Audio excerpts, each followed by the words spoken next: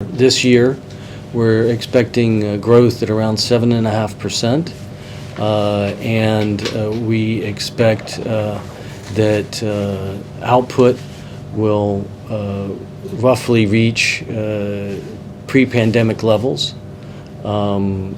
this year or early next year.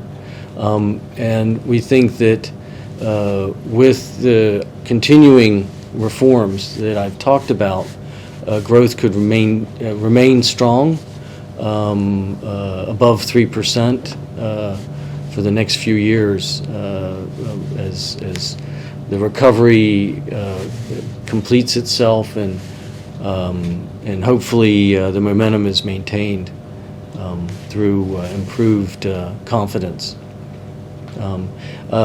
Also, with an improvement in global conditions, commodity prices, global inflation, we expect inflation to remain stable in Fiji, and for the current account deficit to remain at manageable levels below where it is now. So they would be a growth with a good stable base. As I mentioned earlier, there are risks both in the global economy and from climate change. So that's something to be guarded against.